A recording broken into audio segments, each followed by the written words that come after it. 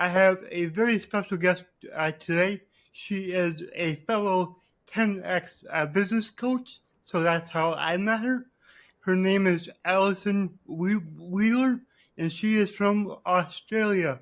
So, Allison, thank you for being here, and tell us a little bit more about you. Yeah, thanks so much, Nick, for having me on. Yes, I am on the other side of the world to you, and we did meet through the Grant Cardone 10X community. So I am a business coach. I've been coaching now for around about 13 years. My background, I'm an occupational therapist by profession. That's where I started out. A pro athlete. I've been an athlete for majority of my life as well. And author. So I've also written a book called Living from the Inside Out, How to Become a Modern Day Wonder Woman. And I'm a mum, a wife, a dog mum. So, keep a full busy life as we do. Oh, yeah, that's for sure. Can you tell us more about your, being a pro athlete? Because me personally, I think that's really cool, Yeah, look, I mean, my athletic career probably started when I was about 6 or 7. My father was a runner, so we got very heavily involved with athletics. So that's kind of where my desire or my interest in sports started. I think we were a sporting family. We would go to athletics every week and do that. Then that career got ended quite quickly due to injury, an Achilles injury. So then I was sort of floundered around to try and find what was going to be next, just a bunch of different things. And the next sport I got heavily involved in was rowing. So I rowed in New Zealand for a very long time. I'm from New Zealand originally, and did very well with that, trialled for New Zealand, all those sorts of things. Then when I finished my degree, I moved to Australia, and then, tried a few different sports, nothing of which was really resonating particularly. I went into Olympic weightlifting, and won at national level doing that. And then I thought, well, I'll train for the Commonwealth Games. And then I decided that it was better to have my daughter. Well, I had this bizarre calling to have my daughter. And well, it felt bizarre because I was in the middle of training to go to the Commonwealth Games, but we worked it out that I could still go. So like a week after having her, I was back in the gym training, but nothing was quite the same in terms of priorities had changed. So I was like, yeah, okay, maybe not. So then after I had her, so I still trained, and then I did CrossFit for quite some time, competed in that as well. Found that very hard on my body. So in the time of sort of finding a new direction with that, I went into figure bodybuilding, natural figure bodybuilding, to be very clear. And I won my pro card with Miss Fitness Australia doing that. So my next far away, if I go back on stage, or when I go back on stage, will be as pro for them and then internationally. So I've done a few sports. Generally, if I do a sport, it's to the highest possible level, but I think that's just the general jam. If I do, from my perspective, why not give something your everything, and you don't know where your everything is until you go to the edge, right, of what you think it is. Yeah, exactly. That's so awesome that you've done all of that, and bodybuilding. That's not easy, and you're like a beacon of like a person like being in shape and taking care of your health, and it's just really inspiring to I get to know you, see what you've done in the past, see what you're doing now. It's really awesome. Oh, thanks, Nick. You're an inspiration too. Well, thank you. So, you're an amazing entrepreneur. So let's talk more about that. Can you share like what networking has done for you and your business? Yeah, absolutely. Look, it's such an interesting thing, networking, right? Because I think it's very easy in a digital age to hide behind your computer. Mm-hmm. Super easy to do so, right? Like, oh, well, I'm just going to set up and we'll do everything online and I'll have this incredibly massive audience and my whole entire business will blow up. Well, yes, it can do that, but the time in which it takes is actually, that time frame for we don't always have I hate the word realistic. We don't always have a correct perspective. How about that on what that takes and how long that takes? In the meantime, whilst you're doing that, what are you going to do to blow up your business? Right, like you require people. So from my perspective, in terms of like I've done multiple iterations of my life, my business, the establishment phase and the continuation to blow it up has always been network and Mm-hmm. going out into the actual community and talking to real people, physically actually speaking to someone or and developing those relationships is key. It's incredibly important, uh, in my opinion, and from my experience, because it's not always that person that you meet. I mean, it might be, Mm-hmm. but it's also who that person knows or who that person can potentially connect you with. And I think in our haste to have things yesterday, we forget that, you know, we develop relationships, and how key that is. And it does take time. But the payoff on the back end of doing that is so huge, apart from the fact that people are fascinating. And so to understand people's stories, and you can learn so much just from having a conversation with someone, particularly for your business, because all of that's great data for your marketing.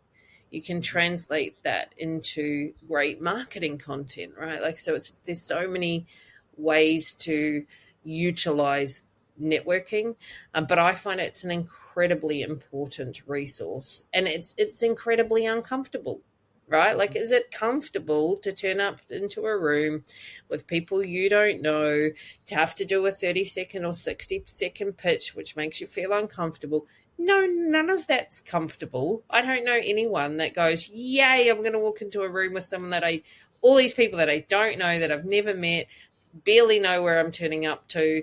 Like, the whole process is uncomfortable.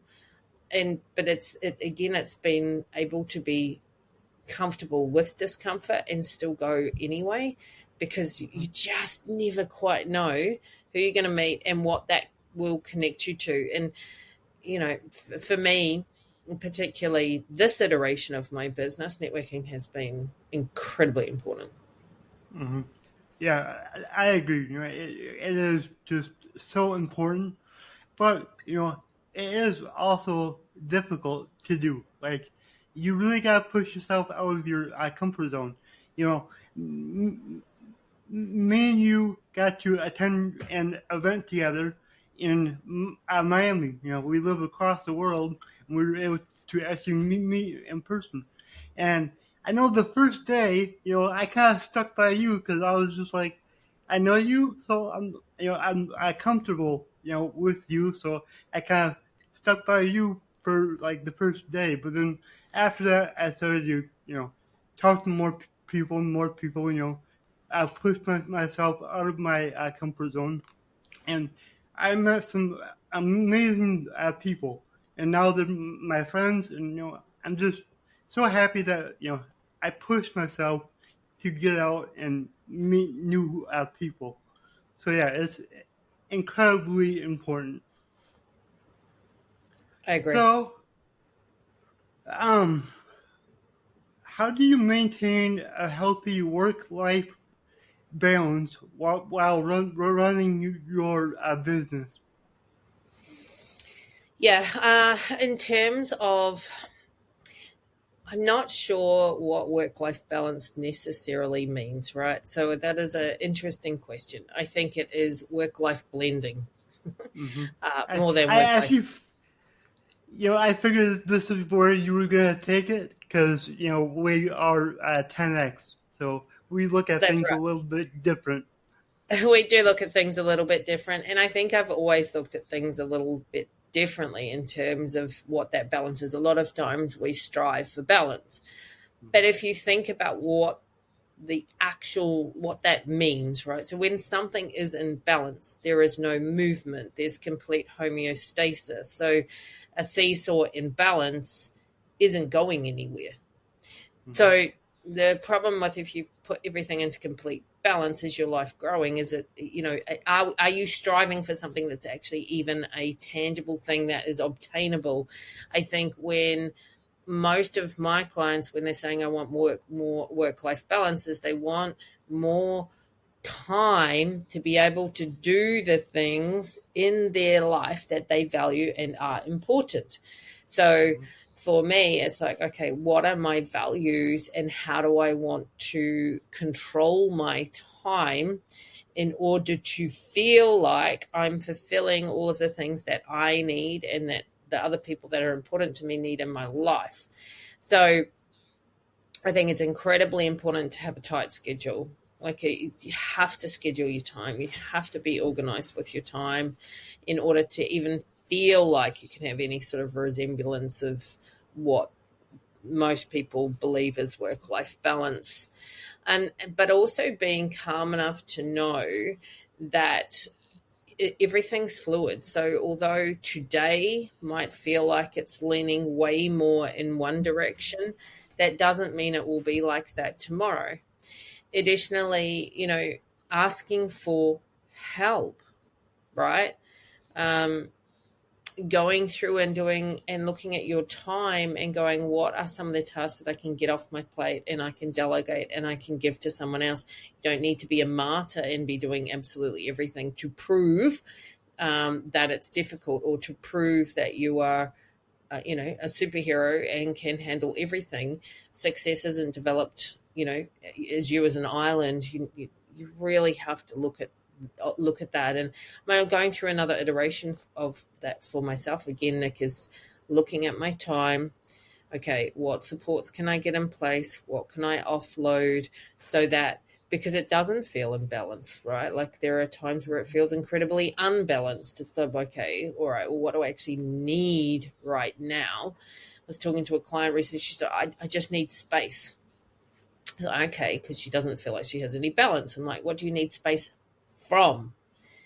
Well, people. Okay, all right. Well, you're not taking that space from people. So what do you really need space from? Like, why do you feel like you have no space? And anyway, when we drilled it down, she just has this massive list of incomplete tasks that feel like they're impinging on her, and she so then feels like she has no space, no time. So I was like, okay, well, let's get a list of all of these unfinished tasks. Let's prioritize them out. What actually do you not even need in your life anymore? And how are we going to tackle this thing in order to create actual space, right? So sometimes it's also those things that we just keep in our mind that they chew up so much space. We don't feel like we have any time. We don't feel like we have any work-life balance, but it's amazing when you start completing tasks also how much better you feel from a balance perspective. But I think the only way to feel like you have some resemblance of balance is to run an extremely tight schedule and feel like you're then in control of that instead of it controlling you. Yep, But exactly. also schedule. It's like put in the things that are important to you. If health's Yeah. important, make sure you're exercising. If family's important, make sure it's in the schedule. Because I Mm-hmm. guarantee you, if it's not on the schedule, you won't do it, right? Yeah, exactly. That's what I've been learning. If I don't put something on my schedule, number one, it doesn't get done. Number two, I if there's nothing on my schedule, I do tasks that are not going to help me at all. So I believe it's very important to have a schedule, and like you said, I complete all your tasks. This is something that I recently started working on, and I still have a lot of uncompleted tasks, but I'm trying to knock all of them out. And yeah, it's like a weight lifting off your shoulders.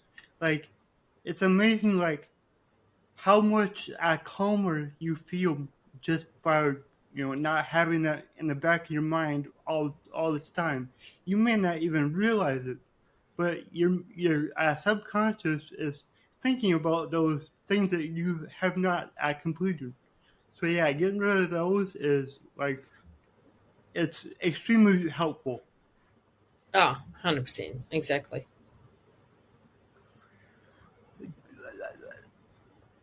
Can you discuss a moment when you had to pivot your business model? Did you have to, make a definite, pivot because something wasn't working out? Yeah, sure. So I left a business that I'd been in for 13 years, but over a year ago. That was a massive pivot.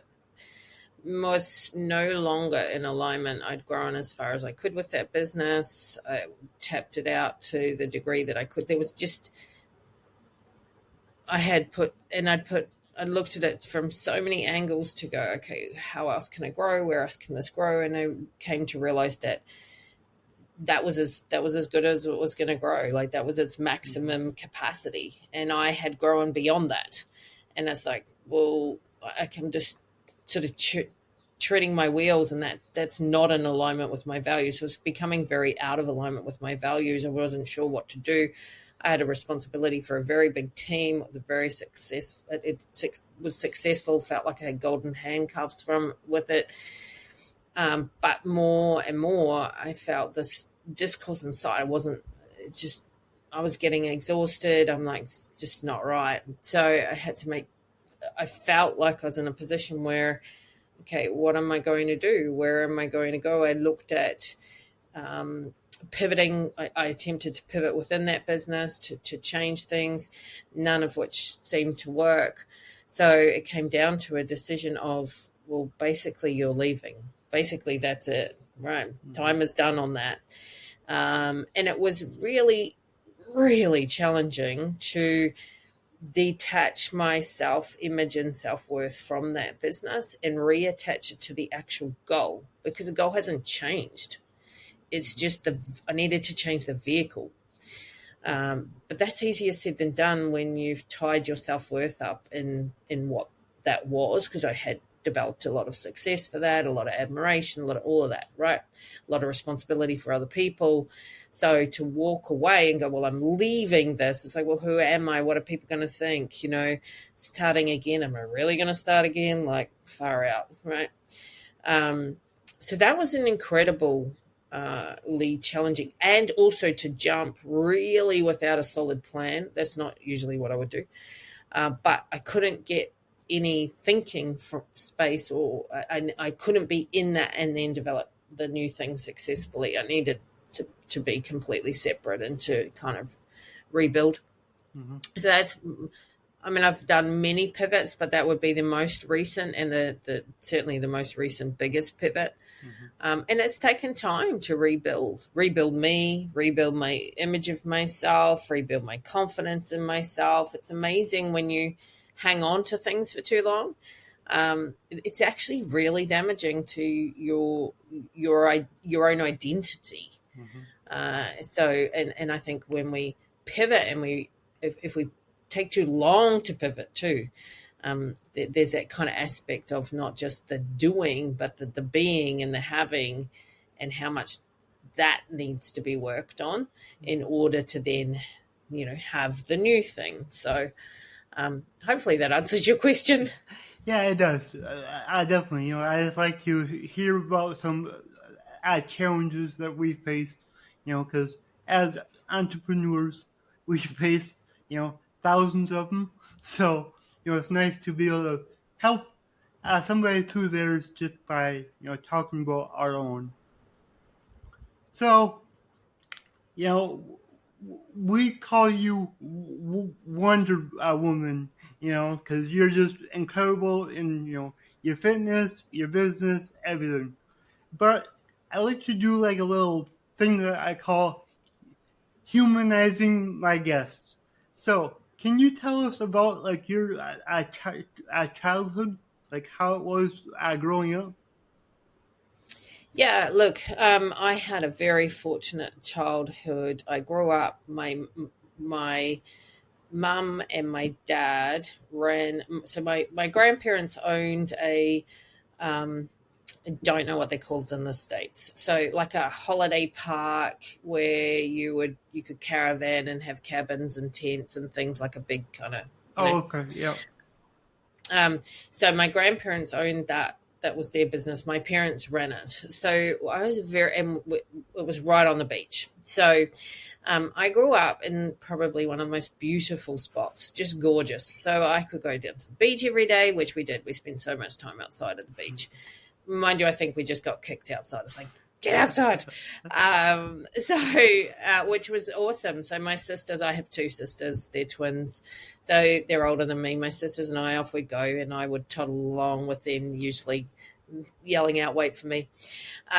So I had both my parents, we lived in the main house, and there was a granny flat. My grandparents were in the granny flat. So I grew up with both my parents and my grandparents sort of there as part of the family unit for quite a majority of my younger years, on the beach. So we had such a beautiful outdoor lifestyle. It was amazing. And then we moved to a more sort of rural area, which is then when I got involved in rowing. Because like, well, okay, now what am I going to do? What else do you do in a country town? It was a really small town.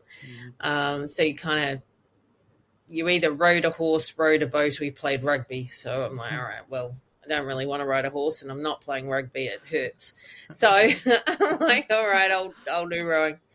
And our whole family got involved in that, right? So it was like, I honestly think it was just easier. My parents were like, you are all going to the same location, and you're all doing the same sport. We're doing one we're one taxi. Yep. I'm fairly sure that was the reasoning behind it, but who knows? I've never asked that question. That's just my assumption. But we would spend an incredible amount of time on the water before school, after school, all through that. School sucked. I hated school. I did well at school. I just had, and thank goodness I had sport to pour my energy into, because kids can be really not nice, and I had several not nice kids around in terms of bullying and stuff like that. Like that was really sucked in my later years of school. Not in my beginning school, but certainly in my later years that were completely terrible. And then I went on to university, finished my degree, and then I moved to Australia, obviously. Started a new life here. But obviously childhood had its own trials and tribulations. My dad was unwell. He had 2 kidney transplants through when I was a kid. And that is extremely unsettling, to say the least, for a family, and pretty scary. So dealing with those things and what that meant, potentially losing him. I mean, we have lost him as it is anyway, but potentially losing him a couple of times before time. I mean, I still think we lost him before time anyway, but that was for different reasons. So yeah, that's my childhood. I mean, I feel like I had a very a great childhood in terms of having my grandparents there, my parents there, lots of outdoors time. But I think that was also the time. I don't think compared to now, people don't spend anywhere near as much time outdoors. Yep. Exactly.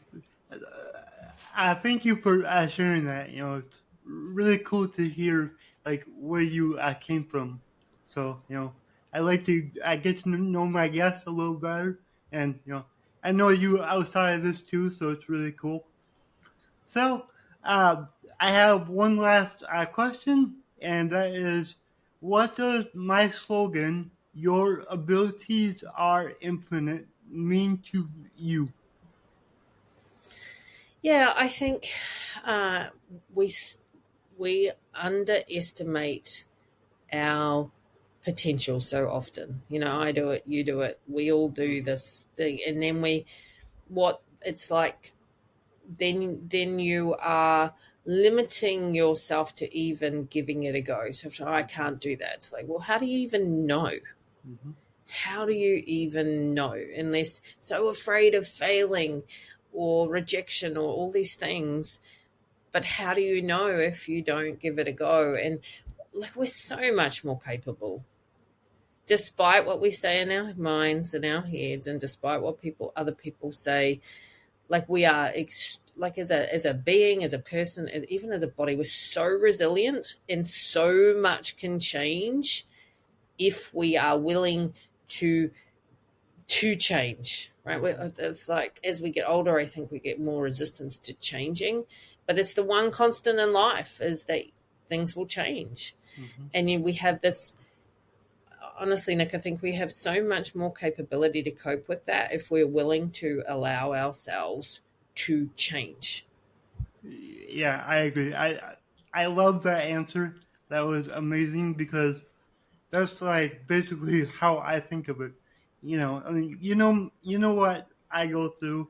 Like, I continue to push myself to figure out what more I can do, and it's like daily I figure something else out. It's like, oh hey, I can do that now, or I figure out better ways to do the tasks that I've been doing my whole life. I constantly evolving and just doing more and pushing myself so then I can figure out like what I can do.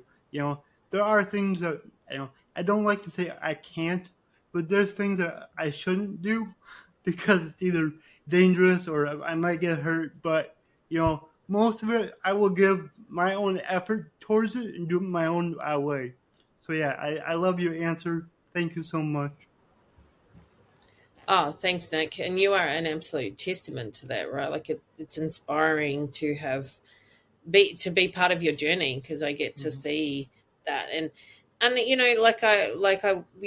it cuts through your own excuses. I'm like, well, Nick's given this a red hot crack. Why am I not? Like, or and vice versa. Right? It's like, Mm-hmm. all right, I got nothing. Just get over yourself and keep going. Yeah, exactly. Thank you. Thank you. All right, so where can people find you?